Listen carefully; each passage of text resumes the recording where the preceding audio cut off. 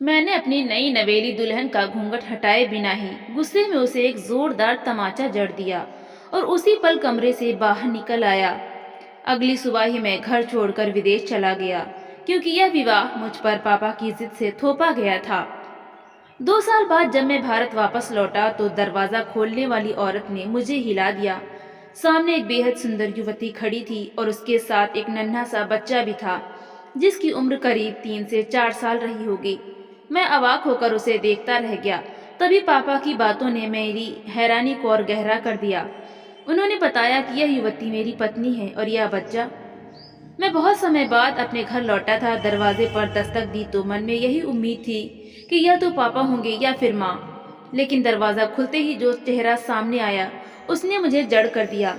सामने एक बेहद खूबसूरत लड़की थी और उसके दुपट्टे को पकड़कर एक छोटा बच्चा खड़ा था। मैं उस लड़की को पहचानता था और उसी पहचान के साथ मेरी जिंदगी की तबाही की शुरुआत हो चुकी थी, क्योंकि वो आज भी इसी घर में रह रही थी। लेकिन यह बच्चा किसका था? यह सवाल मेरे दिमाग को सुन्न कर रहा था। मैं हैरानी में खड़ा ही था कि पापा ने दूर से मुझे देख लिया।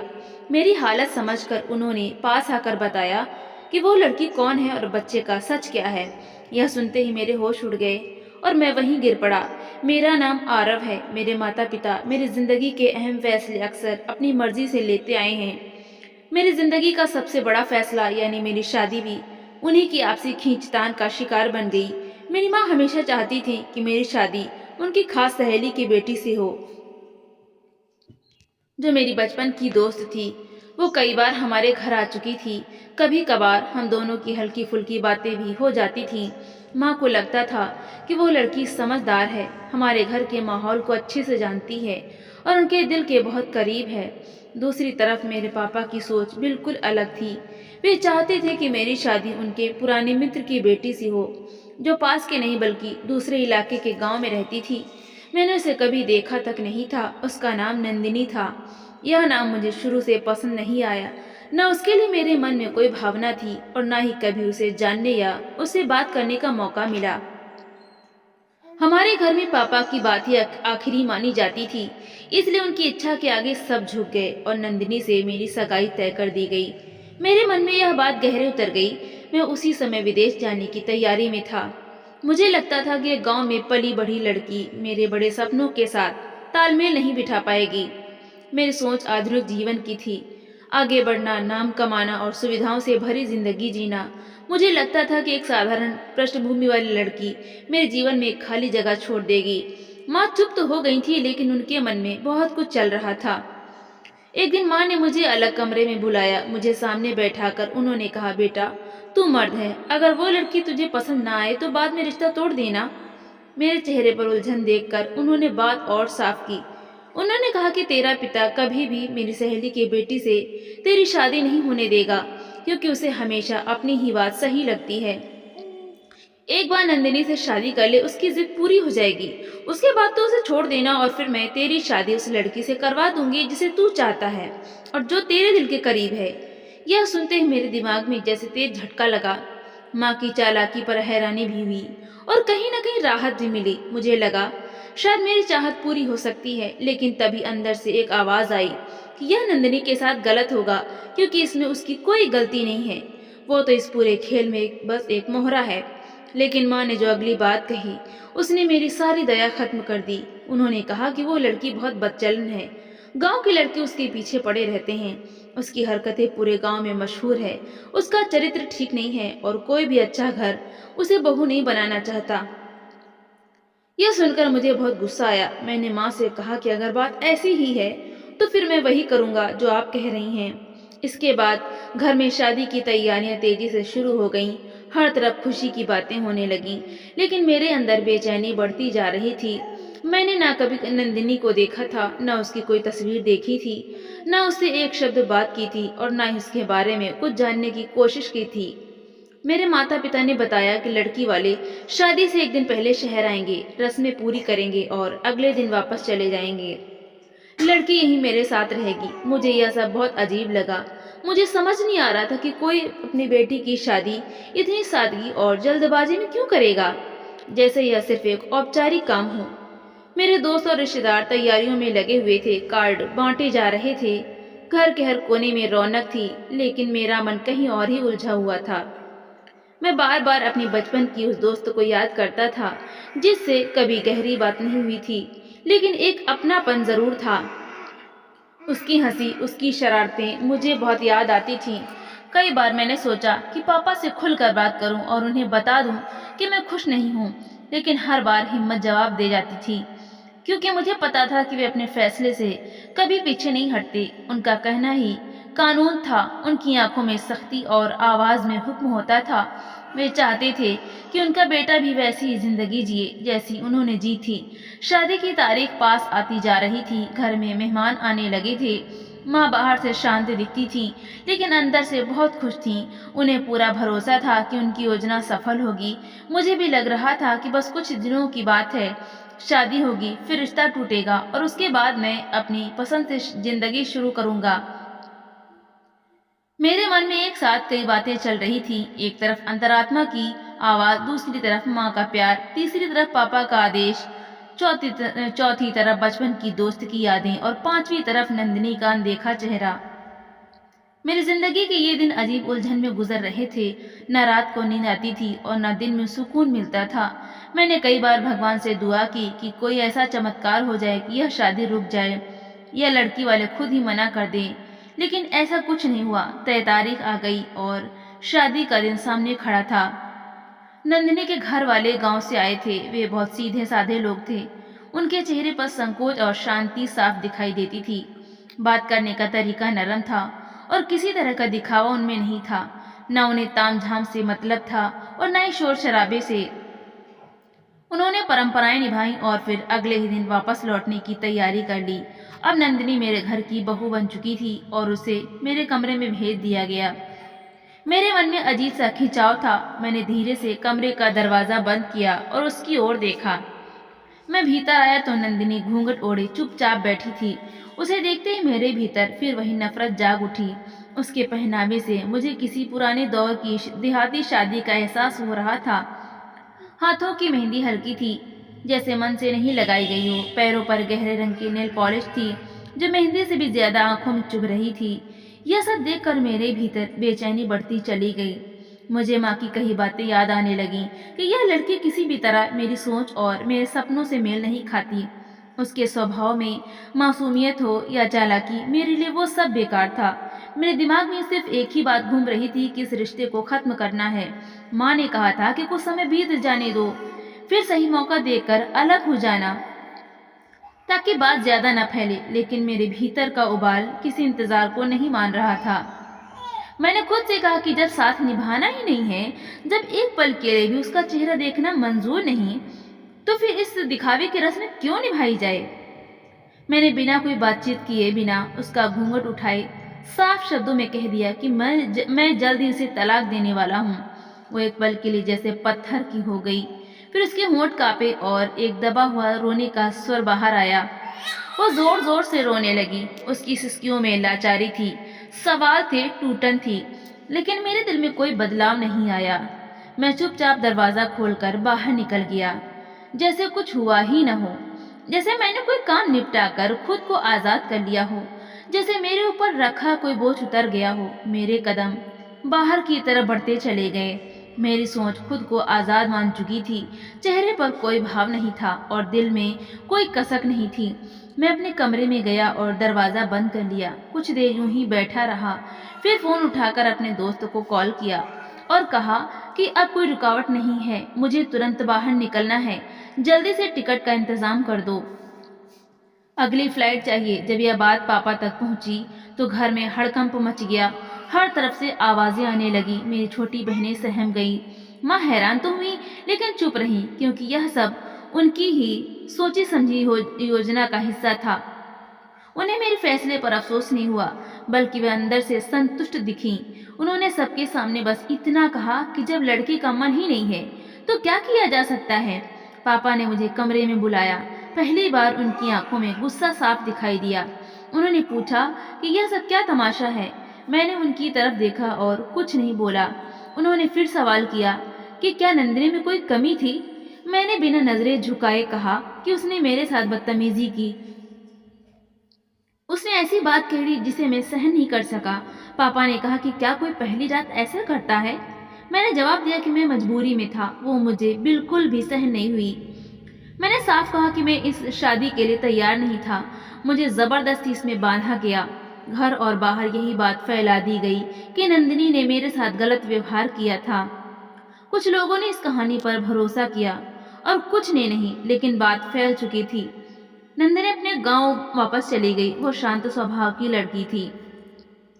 उसने कोई सफाई नहीं दी। जो हुआ चुपचाप सह लिया। उसके साथ क्या बीती यह न किसी ने पूछा और न किसी ने समझने की कोशिश की। 2 दिन बाद मैंने अपना सामान समेट लिया। माँ ने मुझे गले लगाया और कहा कि अब मन लगाकर काम करना। 2 साल बाद हम तुम्हारी शादी तुम्हारी सहेली से करवा देंगे। अब उन्हें भी ऐसा लड़का चाहिए जो विदेश में अच्छी कमाई करता हो। मैंने माँ की तरफ देखा और हल्की सी मुस्कान के साथ कहा कि अब मैं किसी से शादी नहीं करूँगा। मुझे किसी से मोह नहीं है। मुझे सिर्फ अपनी परवाह है।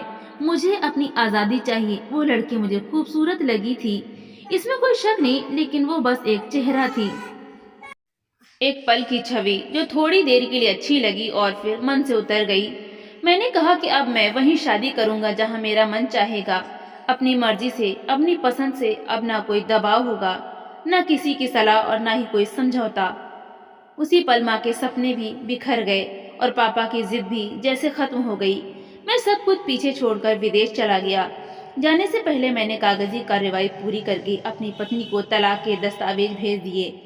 मुझे लगा कि अब मेरी जिंदगी, मेरे फैसले और मेरी इच्छाएं किसी और के हाथ में नहीं रहेंगी। मुझे रिश्तों की जंजीरें नहीं चाहिए थी, न ही मुझे समाज की बनाई रस्मों में बंधना था। मुझे सिर्फ आगे बढ़ना था और कामयाब होना था। नंदिनी के साथ जुड़ा रिश्ता मेरे लिए खत्म हो चुका था। वो एक बीता हुआ पल बन गया था, एक नाम जो अब मेरे दिमाग से मिट चुका था। ना मुझे उसके लिए कोई हमदर्दी थी, ना अपनी बचपन की सहेली से कोई उम्मीद और ना ही पापा के फैसलों से कोई जुड़ाव। अब मुझे सिर्फ अपने सपनों से मतलब था और अपने रास्ते से वास्ता। विदेश में एक नई शुरुआत के ख्वाब लेकर मैंने सबको पीछे छोड़ दिया। अपना देश, अपने माँ बाप और अपनी पुरानी जिंदगी को। दिल में एक ही जिद थी कि खुद को साबित करना है और सफल होकर दिखाना है। फिर भी कहीं अंदर एक खालीपन था, एक तन्हाई थी जो वक्त के साथ और गहरी होती चली गई। इसी दौरान एक दिन मेरी नजर एक लड़की पर पड़ी। वो मेरे धर्म से थी, ना वो मेरे धर्म से थी, ना मेरी भाषा जानती थी और ना ही मेरे देश की थी। लेकिन उसकी आंखों में खिंचाव था और उसके व्यवहार में एक मिठास थी। उसके साथ वक्त बिताना अच्छा लगने लगा। बातें करना, बाहर जाना और घूमना, सब कुछ किसी सपने जैसा लगने लगा। दिल ने चाहा कि उसे अपनी जिंदगी में शामिल कर लो। मन ने कहा कि एक बार फिर किस्मत को आजमाया जाए। इसलिए हमने कोर्ट मैरिज कर ली और कागजी औपचारिकताएं पूरी होते ही हम साथ रहने लगे। शुरुआत के दिन बिल्कुल नए थे। सब कुछ ताज़ा लग रहा था। उसका हंसना, उसका बात करने का तरीका, उसका साथ देना मुझे अच्छा लगता था। हर चीज में एक अलग सा आकर्षण था। लेकिन वक्त जैसे जैसे आगे बढ़ा, सच धीरे धीरे सामने आने लगा। मुझे समझ आने लगा कि यह लड़की वैसी नहीं है जैसी मैं अपने जीवन में चाहता था। दुनिया को देखने का उसका नजरिया मेरी सोच से बिल्कुल अलग था। मैं खुद को एक परंपरागत पति मानता था। मेरी इच्छा थी कि जब मैं काम से लौटूं तो खाना तैयार मिले, कपड़े सलीके से रखे हों, घर साफ सुथरा हो और पत्नी का चेहरा अपनापन और सुकून दे। लेकिन यह स्थिति पूरी तरह उल्टी थी। मैं थक कर घर पहुंचता तो वो कहती कि चलो मिलकर खाना बना लेते हैं। कभी बोलती कि आज तुम ही बना लो, मैं बहुत थकी हूँ। यह सब मेरे लिए नया था और मुझे यह बिल्कुल भी अच्छा नहीं लगता था। मैं विदेश इसलिए आया था कि मुझे यहाँ सुकून मिलेगा, खुली हवा मिलेगी, अपनी अपनी तरह जीने का मौका मिलेगा। लेकिन अब मुझे महसूस हो रहा था कि मैं एक ऐसे रिश्ते में फंस गया हूँ जहाँ प्रेम से ज्यादा समझौते हैं। वो हर बात में खुद को बराबरी पर खड़ा करना चाहती थी। वो अपने फैसले खुद ले लेती थी। उसे किसी की बात मानने की आदत नहीं थी। मैं चाहता था कि मेरी बात सुनी जाए, लेकिन उसकी चाहत थी कि मैं उसके अनुसार चलूं। वो स्वतंत्र सोच वाली स्त्री थी और मैं रीति रिवाजों में विश्वास रखने वाला पुरुष। मैंने घर बसाया था शांति की तलाश में, लेकिन वो घर अब रोज की लड़ाई का मैदान बन चुका था। मैं अपनी पत्नी से पत्नी जैसा व्यवहार चाहता था, लेकिन उसे पत्नी कहलाने में ही आपत्ति थी। वो बार बार कहती कि हम दोनों बराबर हैं, दोनों कमाएंगे, दोनों घर संभालेंगे, जिम्मेदारियां आधी आधी होंगी। मैंने ऐसा जीवन कभी देखा नहीं था। ना मेरे घर में ऐसा माहौल था और ना मुझे कभी इस तरह जीना सिखाया गया था। धीरे धीरे मैं उलझने लगा, भीतर से थकने लगा, मेरा स्वभाव बदलने लगा। वो मुझे बोझ लगने लगी, उसकी हर बात मुझे चुभने लगी। मेरे मन में उसके लिए नफरत पनपने लगी। वो मेरी किसी भी बात को गंभीरता से नहीं लेती थी। मेरे सपने एक एक कर टूटने लगे, मेरी इच्छाएं दम तोड़ने लगी, मेरी पहचान जैसे सिमटती जा रही थी। मैं अपने माँ बाप से भी खुलकर बात नहीं कर पाता था। वे पहले ही मुझसे नाराज थे। मेरी माँ के मन में नंदिनी के साथ किए गए व्यवहार की कसक थी। मेरे पिता को भी मेरी पसंद और मेरे फैसलों ने दुख पहुंचाया था। कभी कभार फोन पर बात होती थी, लेकिन बातचीत अधूरी ही रह जाती थी। माँ ज्यादातर चुप रहती थी। पिता ठंडे स्वर में जवाब देते थे। वे मुझसे पैसे नहीं मांगते थे, लेकिन मैं भेजता रहता था। फिर भी वे पैसे खर्च नहीं करते थे, जैसे मैं उनके लिए अब कोई मायने ही नहीं रखता था। मेरे मन में बेचैनी बढ़ती चली गई। अपराध बोध दिल को भीतर से कुरेदने लगा। मुझे लगने लगा कि ना यहाँ मुझे सुख मिला और ना वहाँ का रिश्ता बचा। माता पिता को दुख पहुंचाया इस उम्मीद ने कि खुश रहूंगा, लेकिन खुशी कभी मिली ही नहीं। अब तो ऐसा महसूस होने लगा कि मैंने खुद के साथ भी धोखा किया है। जब मैंने आईने में खुद को देखा तो सामने एक अनजान चेहरा था। वो चेहरा जो कभी बड़े सपने देखा करता था, अब निराशा में डूबा हुआ था। वह चेहरा जो कभी खुलकर हंसता था, अब खामोशी में बदल चुका था। एक दिन मैंने उससे खुलकर बात की। मैंने कहा कि हम इस रिश्ते को आगे नहीं बढ़ा सकते। उसने भी माना कि वो भी खुश नहीं है, लेकिन अलग होना आसान नहीं था, क्योंकि कागजों में हम जुड़े हुए थे। दिल से तो रिश्ता बहुत पहले टूट चुका था। इस रिश्ते से बाहर निकलने के लिए मुझे कई कानूनी झंझटों से गुजरना पड़ा। मुझे उसे एक बड़ी रकम भी देनी पड़ी, बहुत सी चीजें छोड़नी पड़ी, लेकिन पैसों की मुझे चिंता नहीं थी। मैंने सब कुछ दे दिया। मुझे बस इस रिश्ते से बाहर निकलना था। वो मेरी जिंदगी में एक डरावने सपने की तरह आई और बिना शोर किए चली गई। उसके जाने के बाद मैंने लंबी सांस ली, जैसे सीने पर रखा कोई भारी बोझ उतर गया हो। लेकिन उसी सांस के साथ एक सवाल भी उठा कि अब आगे क्या। विदेश में अकेले रहना अब और भी मुश्किल लगने लगा था। मैंने सोचा कि वापस अपने देश लौट जाना चाहिए। शायद वहीं मुझे सुकून मिलेगा, शायद वहीं से फिर से जीवन शुरू कर सकूं। मैंने तय कर लिया कि अब हिंदुस्तान लौटूंगा, माता पिता से माफी मांगूंगा, एक साधारण और शांत जीवन जीने की कोशिश करूंगा, जहाँ पति पति हो और पत्नी पत्नी, जहाँ रिश्तों की कद्र हो, जहाँ जिम्मेदारियां समझ से निभाई जाएं। मैंने अपना सामान समेट लिया। मेरा वीजा भी खत्म होने वाला था। मुझे लगा कि अब इस देश में रुकने का कोई मतलब नहीं है। यहाँ सब कुछ पराया लगने लगा था। अकेलापन और गहरा हो गया था। हर चेहरा अनजान लगता था, हर आवाज बोझ सी लगती थी। मैंने टिकट बुक कराई। जाते वक्त मैंने आखिरी बार उन सड़कों को देखा जो कभी मेरे लिए नई शुरुआत का रास्ता थी। अब वही सड़कें फीकी और बेजान लग रही थी। मैंने अपने बीते हुए कल को पीछे छोड़ा और अपने वतन लौटने की राह पकड़ ली। दिल को यह सोचकर थोड़ी राहत मिली कि घर पहुंचकर सब ठीक हो जाएगा। माँ का दिल पिघल जाएगा, पिता भी वक्त के साथ नरम पड़ जाएंगे। मुझे उम्मीद थी कि शायद मेरी गलतियों को माफ कर दिया होगा, शायद मुझे फिर से अपना लिया जाएगा। लेकिन जब हवाई अड्डे पर मुझे लेने कोई नहीं आया तो दिल के भीतर ठंडक उतर गई, जैसे अभी रिश्तों में दूरी बनी हुई हो, जैसे मेरी वापसी किसी के लिए मायने नहीं रखती। घर जाते रास्ते में बचपन की यादें मन में घूमने लगी। माँ का दरवाजे पर इंतजार करना, पिता का खुद दरवाजा खोलना, भाई बहनों का दौड़कर गले लगना। लेकिन अब तस्वीर बदल चुकी थी। मैं दरवाजे के बाहर अकेला खड़ा था। मैंने दस्तक दी। जैसे ही दरवाजा खुला तो जो दृश्य सामने आया उसने मुझे भीतर तक हिला दिया। दरवाजा खोलने वाली लड़की को देखकर मेरी सांस अटक गई, दिल की धड़कन थम सी गई। मन में सवाल उमड़ पड़े, यह कौन है, यहाँ क्या कर रही है। इतनी सुंदर, शांत और आत्मविश्वास से भरी हुई, जैसे किसी फिल्म के दृश्य से निकलकर सामने खड़ी हो। वो मुझे देख रही थी, जैसे पहचानने की कोशिश कर रही हो। उसके चेहरे पर हैरानी और उलझन दोनों साफ दिखाई दे रहे थे। ऐसा लग रहा था जैसे वो भी मुझे सामने देखकर चौंक गई हो। तभी एक नन्हा सा बच्चा उसके पास आया और उसका दुपट्टा पकड़कर खड़ा हो गया। वो बच्चा बहुत सुंदर था, मासूम चेहरा, चमकती आंखें, गुलाबी गाल और छोटे छोटे हाथ पैर, बिल्कुल किसी खिलौने की तरह। कुछ ही पल में वो रोने लगा। वो लड़की तुरंत झुकी, उसे गोद में उठाया और बहुत ही नरम आवाज में अंग्रेजी में बोली, तुम क्यों रो रहे हो मेरे बच्चे? फिर वो उसे लेकर एक तरफ चली गई और मैं वहीं का वहीं खड़ा रह गया। मेरे दिमाग में सवालों का शोर बढ़ता जा रहा था। यह लड़की कौन है? यह बच्चा किसका है? यहाँ आखिर चल क्या रहा है? तभी पिताजी सामने आए। उनके चेहरे पर सख्ती कम और थकान ज्यादा थी। आंखों में वक्त की गहरी लकीरें साफ दिख रही थीं। उन्होंने मुझे देखा और बोले, बेटा ये नंदिनी है। मैं जैसे पत्थर का हो गया। मेरे होंठ सूख गए, दिमाग ने काम करना बंद कर दिया, दिल जैसे एक धड़कन भूल गया, मन ने सच को मानने से इनकार कर दिया। क्या यह वही नंदिनी थी जिसे मैंने बिना देखे छोड़ दिया था, जिसे मैंने बिना स्वीकार के ठुकरा दिया था, जो मेरे लिए बस एक बोझ थी, एक रस्म थी, एक जिम्मेदारी थी जिससे मैं भाग जाना चाहता था? लेकिन सामने खड़ी औरत किसी और ही दुनिया की लग रही थी, जैसे वक्त ने उसे संवार दिया हो, जैसे हालात ने उसे मजबूत बना दिया हो, जैसे किस्मत ने उसे निखार दिया हो।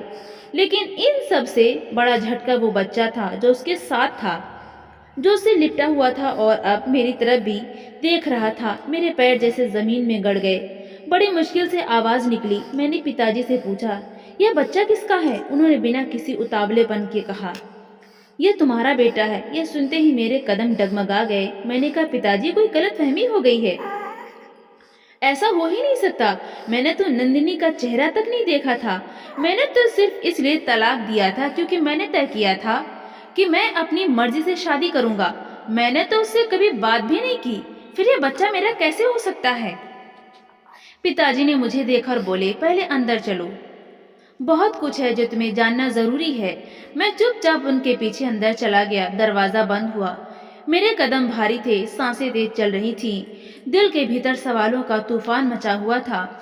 तभी माँ सामने आई। उनके चेहरे पर सालों की दूरी की थकान थी, लेकिन आंखों में वही माँ वाला अपनापन था। उन्होंने मुझे सीने से लगा लिया, मेरे माथे को चूमा और बोली, तू सब छोड़ गया था, लेकिन मैंने तेरा इंतजार कभी नहीं छोड़ा। माँ ने मुझे माफ कर दिया, मुझे गले लगाए रखा। उनकी आंखें भर आईं। मुझे वो सुकून मिला जिसकी तलाश में मैं विदेश गया था, लेकिन जो वहाँ कभी नहीं मिला। मैंने हाथ मुंह धोया। रसोई से आती खाने की खुशबू ने दिल को छू लिया। चौकी पर बैठकर माँ के हाथ का खाना खाया। दिल कुछ पल के लिए शांत हुआ, लेकिन दिमाग में सवाल अब भी घूम रहे थे। पिताजी बोले, अब मैं तुझे वो बात बताने जा रहा हूँ जिससे तू अब तक अनजान रहा, जिसे जानना अब जरूरी हो गया है। मैं चुपचाप बैठ गया। नजरें उनकी तरफ थीं और दिल तेजी से धड़क रहा था। मन डर रहा था कि अब क्या सच सामने आएगा। पिताजी ने गहरी सांस ली, बोले, नंदिनी को देखकर शायद मुझे वो अपनी बेटी जैसी लगी थी, और जो नजर तूने उस पर डाली थी वो मुझसे छुपी नहीं रही। उन्होंने नजरें झुका ली। मुझे ऐसा लगा जैसे किसी ने मेरे सीने में तेज चाकू घोंप दिया हो। उसी वक्त नंदिनी रसोई से पानी का जग लेकर बाहर आई। उसके पीछे पीछे रोहन भी आ गया। उसने जग रखा और वापस अंदर चली गई। मैंने रोहन को गोद में उठाना चाहा तो वो जोर से रोने लगा। उसकी आवाज सुनते ही नंदिनी बाहर आई और उसे मेरे हाथों से लेकर चुप कराने लगी। उस पल मेरा मन हुआ कि वक्त वहीं थम जाए, यह दृश्य यहीं रुक जाए। मेरी आंखों के सामने वही औरत थी जिसे मैंने बिना देखे ठुकरा दिया था, जिसे मैंने एक पल में अपनी जिंदगी से बाहर कर दिया था। मेरे भीतर एक गहरी टीस उठी। मेरा अंतर मन मुझे कुरेदने लगा। तभी पिताजी बोले, यह बच्चा इसी घर का है, यह हमारी खुशियों की वजह है। तूने नंदिनी जैसी लड़की खो दी। वह न सिर्फ पढ़ाई में आगे रही बल्कि चरित्र में भी बिल्कुल साफ रही। पिताजी बोले, जब मेरे दोस्त ने भरोसे के साथ अपनी बेटी तुझसे ब्याही थी तो उन्हें गर्व था। उन्हें लगा था कि उनकी बेटी शहर जाएगी, आगे बढ़ेगी, अपने पति के साथ दुनिया देखेगी। लेकिन तूने उसे कुछ भी देखने का मौका नहीं दिया। तूने एक पल भी सब्र नहीं किया। तूने उस औरत को ठुकरा दिया जो कुछ घंटों पहले तक तेरे नाम से जुड़ी थी। बिना किसी वजह उसे अंधेरे में छोड़ दिया। उन्होंने आगे कहा, नंदिनी ने वो दिन भी देखे हैं जब उसने रोते हुए अपने पिता की तस्वीर भिगो दी। उसने वो समय भी सहा जब लोगों ने उसे ताने मारे, उसे चरित्रहीन कहा गया। गांव की गलियों में उसके खिलाफ बातें हुई, लेकिन वो चुप रही क्योंकि वो जानती थी कि अगर वो बोलेगी तो उसके ससुराल की इज्जत मिट्टी में मिल जाएगी। उसकी खामोशी ने ही उसकी सच्चाई बयान कर दी। हमने जब उसे करीब से देखा तब समझ आया कि उसके भीतर कितना धैर्य है। रात को वो रोहन को सीने से लगाकर सोती थी और चुपचाप रोती थी। उसकी आंखें सारी दुनिया से अपना दर्द छिपाती थी। हमारे लिए वो माँ जैसी बन गई, ऐसी माँ जो कभी शिकायत नहीं करती, जो कभी सवाल नहीं उठाती। पिताजी ने भारी आवाज में कहा, यह बच्चा सच में तेरा ही है। मैंने तेरी मर्जी के बिना तुझे अपने दोस्त की बेटी से बांध दिया। तूने मन से ना सही लेकिन उससे शादी कर ली। उस रात को तूने इतनी शराब पी रखी थी कि तुझे होश ही नहीं था। उसी हालत में तूने नंदिनी के साथ जबरदस्ती की और अगले ही दिन तू उसे छोड़कर चला गया। तुझे खुद नहीं पता था कि तू क्या कर गया है। इसके बाद नंदिनी अपने मायके चली गई। उसने अपने पिता को पूरी सच्चाई बता दी। उस सदमे को वो सह नहीं पाए और मेरे पुराने दोस्त की मौत हो गई। गांव में यह बात बहुत तेजी से फैल गई। देखते ही देखते नंदिनी हर तरफ तानों और अपमान का शिकार बनने लगी। तेरे किए हुए गुनाह की कीमत नंदिनी को चुकानी पड़ी, क्योंकि वे तेरे बच्चे की माँ बनने वाली थी। इसी वजह से गांव के लोग उसे बुरा कहने लगे, उसके चरित्र पर उंगली उठाने लगे। लेकिन हमें पता था कि उसके गर्भ में पल रहा बच्चा हमारे ही खून से जुड़ा है। 9 महीने पूरे होने के बाद नंदिनी ने एक प्यारे से बच्चे को जन्म दिया। उसी समय तेरे छोटे भाई ने एक बड़ा फैसला लिया और नंदिनी से विवाह करने का निश्चय किया। जब तेरे भाई ने उससे शादी की तो उसने उससे कोई सवाल नहीं किया, कोई शर्त नहीं रखी। बस इतना कहा कि इस घर की इज्जत अब उसकी जिम्मेदारी है और वो इसे पूरी निष्ठा से निभाएगा। वो दिन हमारे लिए किसी नई सुबह से कम नहीं था। हमने एक लड़की को टूटते हुए देखा था और फिर उसे खुद को समेटते हुए भी देखा था। वो लड़की जो तेरे एक वाक्य से बिखर गई थी, तेरे एक फैसले से जिंदगी से निराश हो गई थी, लेकिन फिर भी वो इतनी मजबूत निकली कि दोबारा खड़ी हो गई। उसने फिर से इस घर को संभाला, फिर से रिश्तों को जोड़ा। अब जब तू लौट कर आया है तो चाहता है कि सब कुछ पहले जैसा हो जाए। लेकिन बेटा, समय कभी पीछे नहीं जाता, समय सिर्फ आगे बढ़ता है। जो पल तूने गंवा दिया, जो भावनाएं तूने ठुकरा दी, जो भरोसा तूने तोड़ा, वो सब अब लौट कर नहीं आएगा। अब नंदिनी ना तो तेरे बारे में बात करना चाहती है और ना ही उसे तुझे देखना। वो अब तुझसे और तेरे अस्तित्व से दूरी बनाए रखना चाहती है। तेरे भाई ने साफ कह दिया है कि अगर तू 1 महीने से ज्यादा इस घर में रुका तो वो नंदिनी और बच्चे को लेकर अलग चला जाएगा। वो रोहन को अपना ही बेटा मानता है और हम यह नहीं चाहते कि रोहन हमसे दूर हो जाए। हम यह भी नहीं चाहते कि नंदिनी जैसी लड़की, जो अब हमारे लिए किसी वरदान से कम नहीं है, वो हमसे अलग हो। अब चाहे तो कितना भी पछताए या दुख करे, वो समय निकल चुका है। माँ ने मेरी ओर देखा, उनकी आंखों में आंसू थे और आवाज भारी हो चुकी थी। उन्होंने कहा, बेटा, तूने कभी हमारी बात नहीं मानी। हमने तुझसे कहा था कि हर फैसला सोच समझ कर लेना। जब तू विदेश गया था तो हमें लगा था कि शायद वहां जाकर तुझे समझ आएगी, शायद तू बदल जाएगा। लेकिन तू वहां भी बिना सोचे समझे फैसले करता रहा और खुद को नुकसान पहुंचाता रहा। और अब जब तू लौट कर आया है तो तेरे पास न रिश्ते बचे हैं न सहारा, सिर्फ पछतावा है, सिर्फ अफसोस है। लेकिन यह पछतावा नंदिनी की जिंदगी में कुछ नहीं बदल सकता। वो अब उस मुकाम पर पहुंच चुकी है जहां वो सिर्फ अपने कर्तव्य को देखती है। वो अब अपने बारे में नहीं सोचती। वो अब सिर्फ माँ है, पत्नी है और बहू है। इन तीनों रिश्तों को निभाने में वो इतनी व्यस्त हो चुकी है कि तेरे लिए उसके मन में कुछ भी नहीं बचा, न कोई भावना, न नफरत, न गुस्सा। क्योंकि जिस दिन तू इस घर से गया था उसी दिन उसने यह सब अपने भीतर दफना दिया था। उसी दिन एक पुरानी नंदिनी खत्म हो गई थी और एक नई नंदिनी ने जन्म लिया था। अब वो नंदिनी तेरे लिए बिल्कुल अजनबी है। मैं माँ की बातें सुनता रहा, पिता के चेहरे की कठोरता महसूस करता रहा। दूर आंगन में खड़े छोटे भाई की परछाई दिखी जो नंदिनी को निहार रहा था। नंदिनी ने एक बार भी मेरी तरफ नहीं देखा। वो दृश्य मेरी यादों से नहीं मिट रहा था। मेरे मन से यह सवाल भी नहीं निकल रहा था कि आखिर मैंने ऐसा क्यों किया। मैंने उस लड़की को क्यों ठुकरा दिया जो मुझे सम्मान दे सकती थी, सच्चा अपनापन दे सकती थी, जिसका साथ मुझे सुकून दे सकता था। वो आज भी अपनी खूबसूरती और गरिमा में बेमिसाल थी।